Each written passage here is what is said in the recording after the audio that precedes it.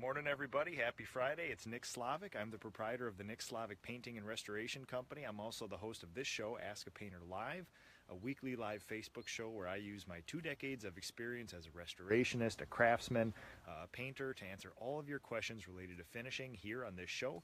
You can send me questions live. You can send me questions during the week to my Ask a Painter page. It's Facebook/Ask a Painter, or you can message me, text me, call me, whatever you like, and then I will answer those on the show here. If there's topics you'd like me to go over, I can send those to me beforehand, and I will prepare a treatise on those, and we can go over those anytime you like. I am here from the North Woods in Ely, Minnesota. New Prague is where I make my home in southern Minnesota, but places like this, the North Woods in northern Minnesota, are truly a second home to me. And southern Canada, the Quetico, and then Boundary Waters canoe area, there's not many other places more beautiful than this. I'm up here on a little spring break with my family. We got a cabin just up the hill here. From there, just got a pile of ducks that flew in here. A couple days ago when we got here, this was covered with some crummy, kind of messed up ice out here. And this morning, the last of the ice either blew away or melted. So this is now an ice-free lake. And last night I saw the first people in canoes and kayaks bust through the crust of the ice and kind of make their first journey there. So this is a nice place, and I can't believe technology supports me doing this. So. A couple things to go through before we go through some questions here. Number one, when you people send me questions, I try to tag you in them for the Ask a Painter thing here. I can't tag you unless you like the Ask a Painter page. So make sure you go to the Facebook Ask a Painter page, like it and follow me. That way I can tag you in these posts. You'll get instant updates when I use your question. Also, you'll get instant updates when I go live. It'll pop up in a little corner in your in the corner of your phone there. So. Also, the Raven Road project, the hashtag Raven Road project, is 99% complete. We finished that up probably Wednesday, Thursday of this week. I'm going to go back and do my final walkthrough with the homeowner after they move in furniture, after all the electricians and plumbers are there. There's usually a couple little nicks in the wall, and the Raven Road project was a new project from the ground up. And I basically, performed a treatise on how I treat new construction. It was very interactive with you guys over the last couple of weeks, and I will actually be pairing one of my next master's classes on the perfect new construction. The last master's class I did for other professional painters was called The Perfect Kitchen, where I go over in about 2 to 3 hours scientifically how we coat kitchen cabinets and how to get the longest finish and how to make it best for the homeowners. This time I'm going to be doing that but applying that to new construction, so I can tell you then how to get the best new construction finishes that you can. Also, the hashtag Cottage Cabin project, which is probably one of the coolest projects I'll be doing this year, is it's a cabin up here in northern Minnesota, oddly enough. It's brand new from the ground up, but it'll be styled after 1920s or 1930s sort of cottage, lake home up here, and everything will be vintage looking. The homeowner actually cut down trees, milled all the woodwork, and is installing that now. And even on the outside, there's going to be solid oak shakes on the outside that he hand split himself and put on this cabin. So it's a really cool project. I will be loading up all the apprentices this next week and staying in northern Minnesota, where we're trying to get that project underhand here. So if you guys want to follow along progress with that, it's the hashtag Cottage Cabin Cottage Cabin, and you can see all the progress that we're making on that. Okay, first question here. I chose to leave the questioner nameless only because they are from New Prague and they're dealing with a local New Prague builder, and I usually don't like stepping in with problems between builders and subs and all this stuff. But she had wrote, "We're building a house and our paint work is terrible. I'm considering pushing off closing of the home until we can get this resolved. There's paint on the ceiling, there's blobs and chunks everywhere, accent wall cut-ins are awful, paint drips."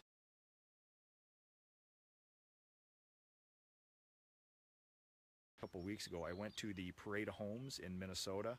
It's where all the new builders build their nicest houses, and you get to all tour them over the course of a couple weekends.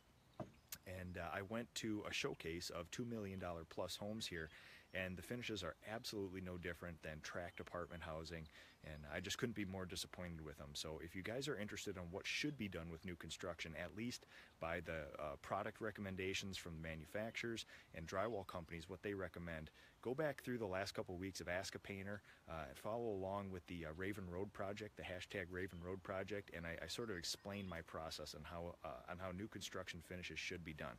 I'm very disappointed that the question even has to be asked whose fault it is. Number one, resolve it with the painter. If the painter gives you any kickback about it, I mean, there's certain things that are just objective failures. If there's paint on the ceiling, if there's globs of stuff, if there's runs, I don't understand how a painter could look you in the face and say, no, that's completely passable, that's what you paid for, that's the standard. It is not the standard, and it never will be, and it never has been. So number one, if your painter can fix it all, great. Odds are, if there's systematic failures in the finishes like that, you're probably not going to get a lot of, very satisfying resolve out of it. So what you have to do then is hold the builder accountable, because odds are that this is not your painter, it is the builder's painter. So go to them and then say, well, we tried to get some resolve with the painter, it's not working, and we're basically holding you accountable. And if you're withholding money, or if you have not made the last payment, if you have not closed, you have all the power. As soon as you make your last payment, as soon as you close on the house, there technically is recourse up to about a year or 2 years later, depending on your state, where you can come back and you can have them fix deficiencies in the construction. But it's human nature. If they have their last check, don't expect them to hop to your every need to do this. So this makes me very, very angry, and I'm sort of like morally outraged at how a lot of this stuff is handled. But your painter, as a human being looking you in the face, should be decent enough to fix all the difficulties. If not, what you need to do then is go back to the builder and say, if you can't fix this, we're either not going to close on the house, or we're going to get an estimate from somebody who will come in and fix all this, and then you cover this. Cover it up front before that other painter starts, because you've contracted for a certain thing, and if it's not performed, there may be clauses where the builder can get out of certain things. But as a human to human, they should be able to take care of this stuff for you. One thing that has bothered me with the new construction industry and the home builders is that you will never spend more on anything in your life than one of these new houses. And this particular home was $400,000 plus, which, at least for southern Minnesota there, it's a really nice house. It's technically a move-up house. So I've always been surprised by how poorly you're treated when you're spending that much money. I've gone into my local Ace Hardware store and got treated way better when I buy a handful of nuts and bolts than when some of these people spend $500,000 on a house. It just perplexes me. I don't understand how it happens, and it's sort of like an industry-wide thing. There's a lot of great home builders that I know in and around my area, but God, there's just a lot of horrible ones that just treat people like hell. So I'm hoping you can get resolve on that, and I've asked for an update later on to see what had happened, because I think this is good information to pass along. So, and I will pass that along too when I get some more information for you guys. But yeah, that's it's always been interesting to me how all that stuff works. Especially when people are spending that much money, you think there'd be this, this great process of spending that much money and getting a house, but evidently it's not. So, if you guys have any other questions about the new construction process or anything else, you let me know. Shane Sexsmith, he's the owner of Rise Painting in Oregon. We corresponded this morning a little bit. He was basically asking some larger questions. How did you become the craftsman you are today? I've heard in a recent Paint Ed podcast that you're simultaneously driven by a fast pace and perfection. Right now, I feel like I need to hone my craft before I take on employees. What were you doing before you had employees, and how did you start? An inside look into some of the best craftsmen in the United States is actually through the PDCA. Chris Shank, who is the education guy at the PDCA, hosts this awesome podcast called Paint Ed, where he talks to business owners and craftspeople and people who help out painters in the industry, and they actually give you some pretty good insight into how companies are run. We're not talking about what brushes you're selecting, that sort of thing. It's more systematic, what business owners want to know from other business owners about this stuff. And Shane was right to kind of go to those podcasts. I have a whole bunch with Chris on there. And if you've ever kind of wanted to know, past the coatings, past the painting, past the actual, job sites and things like that, there's a lot of insight you can gain from other business owners on there. And, I thought a time like this, when we're sitting by this beautiful lake in northern Minnesota, if anything else, I thought this is a good time to sort of reflect.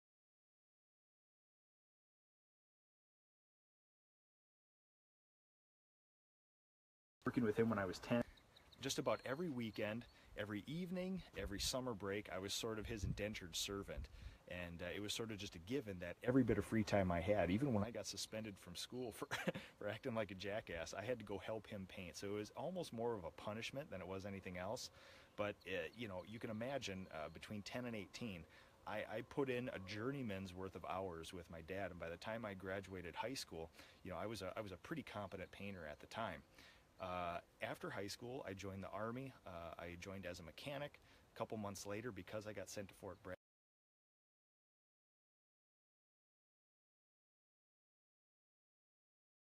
knocked it out because I knew that I wanted to get back to my family. I wanted to get back to business and sort of rejoin my family business. So after that, I graduated college. I was primed and ready to go. I had tons of, and I obviously, I worked with my dad this entire time. I also bartended on the weekends to earn a little extra cash and put myself through college. I met my wife when I was home on leave. We came back. We bought a house together. So mortgage payments were made with bartending at polka festivals and all this other stuff. So graduated college. We had a big round table with my family. My brother was going for interior design. My dad has obviously been the business owner, and then I had the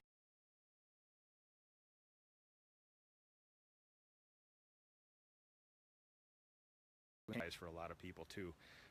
My father is a good man, but he is not as a progressive craftsman and business owner as me, and it was really limiting over the years. So it was a very hard thing to do, morally, personally, professionally, to leave my own family business. But it's better for my family, and it's just one of those interesting things. And it's been 10 years now. I've had my own business. Seems to be going well. I worked for a couple years with no employees, and that was basically just me, figuring out, can I run a business? Can I produce? Can I be a good craftsman? And it worked out really well. I mean, I did everything from painting one room for grandma to restoring entire Victorian mansions and carriage houses all by myself, and very rewarding. But after a couple years, I soon realized that I'm at peak physical shape right now, and I don't think I can produce any more than I can. And this is about it. We're at capacity. I can always raise my prices, but I don't think I can physically produce any more work. So basically, I started experimenting with taking on employees. My first employee I took on, and just like everything else, I made some spreadsheets. I did some estimates of what it would be, and on paper, it didn't work out.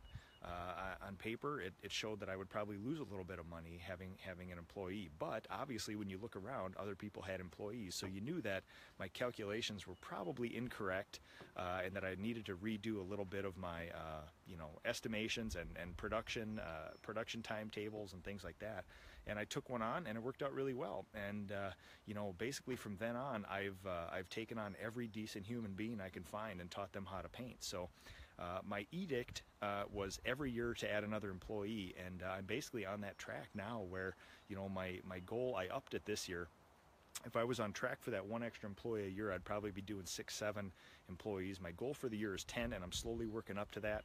It's herding cats at some point. It's a very difficult thing to find people who are, decent human beings and are on board with you and sort of feel the way about the craft as you do and want to learn and dedicate their life to it. So very picky. It'd be easy to hire 30 people right now, but it's you have to have your reputation first and foremost, and you have to hold the customer's needs first.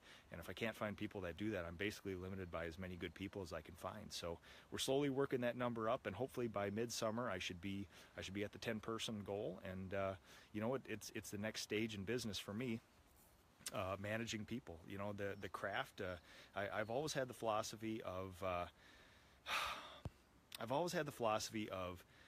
there's basically two things you need to worry about in my position. You need to be the best, and then you need to learn how to run an efficient business, not only for you and your family, but for your customers too.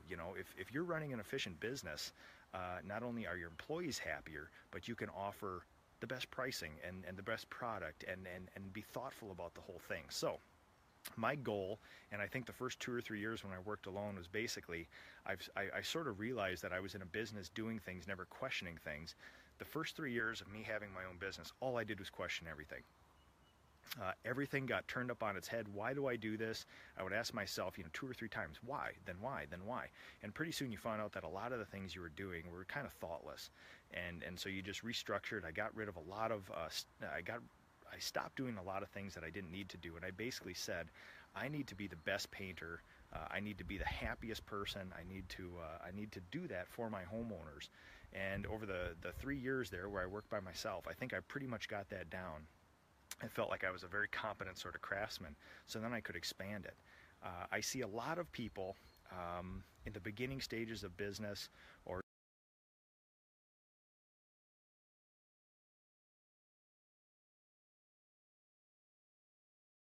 magnified with more difficulty, shooting at a farther away target, and they become more apparent. So you may think, well, it's only just, it's correspondent to the number of employees I have or the number of business I do, but honestly, it gets worse. Dealing with 3 problems is never better than dealing with 1 problem. So my goal was eliminate the 1 problem and then slowly tiptoe into there. So basically over the last 10 years, I've tiptoed into this. And this year, especially after a lot of the conversations I had at the expo down in San Diego, I've really decided to make some concerted efforts to forcibly change my business. Instead of sort of letting nature take its course and water finding its own level, I really laid down some serious goals this year, and I'm actually going to try to get them, because growth has always been good. There's always been more work that I could handle, and I've just kind of taken it as it comes. But this year, I need to look out for my family more.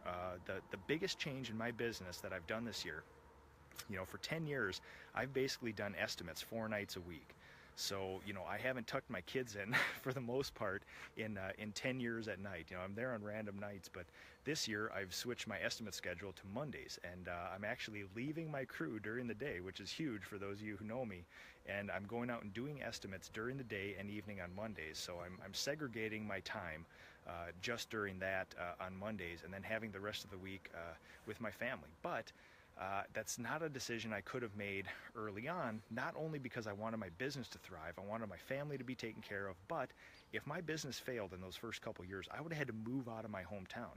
I was only known for painting. My family's only been known for painting, and if I went up against my own family business and failed, I would have packed up and went somewhere else. So, for 10 years, I've basically made sure that I did not take that for granted. And now that I know everything is working, I have a solid place in my community.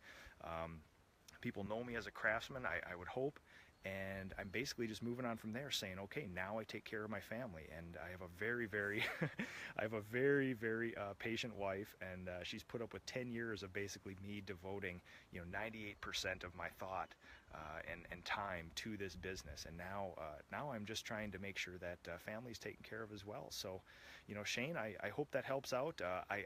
In looking back, I probably could have sped this process up a little bit, but I had that thing about, I had to watch out because I'm not leaving my hometown. I won't be leaving my hometown. My business will be based here. My family is still here, and I will never sell this business. I'm not growing this business to a point where someday I can unload it on somebody else. This is it. And if my kids want to join me with it, I would love to. If not, I'd be happy too. But I want to create jobs. I want to create a craft. I want to create jobs that people love and want to spend the rest of their life doing it. So this is very important to me that this is stable, that this is a good job, and that this is something that people can devote the rest of their lives to. So very important to me. And the older I get, the more I appreciate job producers. There's a lot of people I work for, large businesses in and around New Prague, where they employ 115, 300, 400 people, and it just amazes me. You always think, well, they're just a bunch of people who have jobs. It might be just a welding facility or something, but when you see one of those facilities where everybody loves the business owners, everybody takes pride in the work. Everybody's, there's camaraderie between the employees, and everybody likes what they're doing. That truly is an amazing feat, and I don't think those people are given enough credit. So in a small way, I hope to create something like that, a small band of craftspeople that can, go about the world making structures look better, and finding some fulfillment in life. So Shane, thank you so much for the question, and I thought, there's no more appropriate place than this wonderful sort of tranquil Shagawa Lake up in northern Minnesota to sort of contemplate life and talk about the last 10 years. It's been a lot of fun. So if you guys have any questions, I will take those. Otherwise, I appreciate everybody watching today. Jamie, thanks for watching. I appreciate it. Joe, thank you as well. Frequent listener and good frequent watcher and good friend of mine. Chris Shank, the education guy from the PDCA. An honor to have you on the show today here. And then Tammy, a past customer of mine. So thank you guys very much. Have a good rest of the week and the weekend here. And send all your questions. Anything you'd like to know about painting, finishing, anything else. No question too stupid, too simple. Happy to answer them all. So you guys have a good rest of the week. Have a good weekend. And we'll talk to you soon. Thanks.